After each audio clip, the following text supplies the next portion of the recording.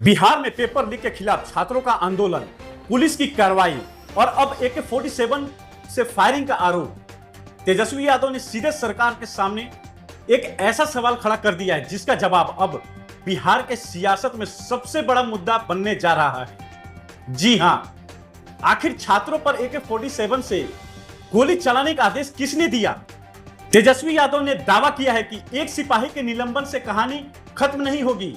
सवाल ऊपर तक जाता है, हथियार किसने जारी किया और फायरिंग का आदेश किसने दिया? तेजस्वी यादव ने सरकार से कहा कि बिहार में पेपर लीक के खिलाफ जब छात्र सड़क पर उतरे तो कई जगहों पर पुलिस की कार्रवाई हुई, लाठीचार्ज हुआ, गिरफ्तारियां हुई और फायरिंग के आरोप भी लगे। सिवान के छात्रों के घायल होने का हवाला देते हुए तेजस्वी यादव ने कहा कि छात्रों का आरोप है कि पुलिस ने बेवजह गोली चलाई। लेकिन अब सबसे बड़ा सवाल AK-47 आई कहां से? एक पुलिसकर्मी के हाथ में AK-47 कैसे पहुंची? किस शस्त्रागार से जारी हुई? किस अधिकारी ने हथियार जारी करने की अनुमति दी? तेजस्वी यादव ने सरकार से सवालों की पूरी लिस्ट सामने रख दी है।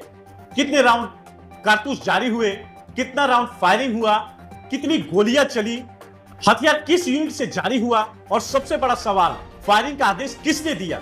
तेजस्वी यादव का कहना है कि AK-47 जैसे हथियार के इस्तेमाल की पूरी कमांड चेन सामने आनी चाहिए, यानी कार्रवाई सिर्फ एक सिपाही तक सीमित क्यों है? तेजस्वी यादव ने संसद में दिए बयान और बिहार सरकार के सुप्रीम कोर्ट में दाखिल हल्फनामे को लेकर भी सवाल उठाया है।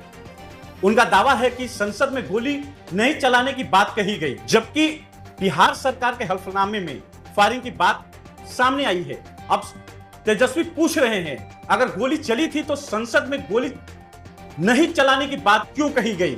यानी एक ही घटना पर दो अलग अलग तस्वीर क्यों? तेजस्वी यादव ने बिहार के CM सम्राट चौधरी पर भी सवाल उठाए हैं। उन्होंने कहा है कि बिहार पुलिस ने गृह विभाग के अधीन है। फिर सवाल यह है कि छात्रों पर फायरिंग हुई तो जिम्मेदारी किसकी बनती है? जांच क्यों नहीं हुई?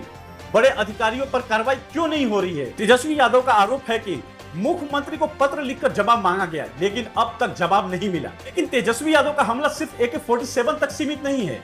पेपर लीक को लेकर भी उन्हें सरकार को घेर दिया है। उनका आरोप है कि बिहार में एक के बाद एक परीक्षाओं में पेपर लीक की गड़बड़ी मामले सामने आते रहे हैं, चाहे वो मैट्रिक हो, इंटर हो, BPSC हो या कोई दूसरी भर्ती परीक्षा। सवाल वही, पेपर लीक कौन कराता है, कौन बचाता है और कार्रवाई उन पर क्यों नहीं होती?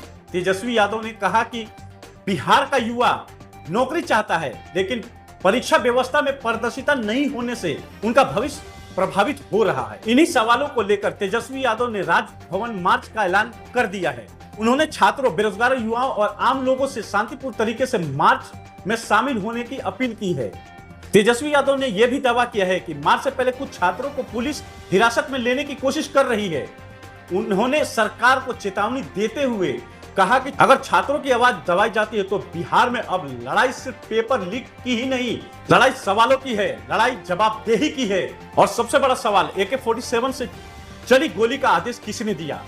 तेजस्वी यादव ने सरकार के सामने सवालों की पूरी फाइल खोल दी है। अब देखना होगा कि क्या सरकार इन सवालों का जवाब देगी, क्या फायरिंग की कमांड चेन सामने आएगी, क्या न्यायिक जांच होगी और क्या जिम्मेदार अधिकारी पर कार्रवाई होगी। फिलहाल बिहार की सियासत में AK-47, पेपर लीक और बेरोजगारी का मुद्दा फिर गर्मा गया है। आप देख रहे हैं भास्कर सारण, खबर वही, सवाल सीधे। बाकी आप कमेंट करके बताइए। अब इजाजत लेते हैं अगली खबर के लिए। जय हिंद।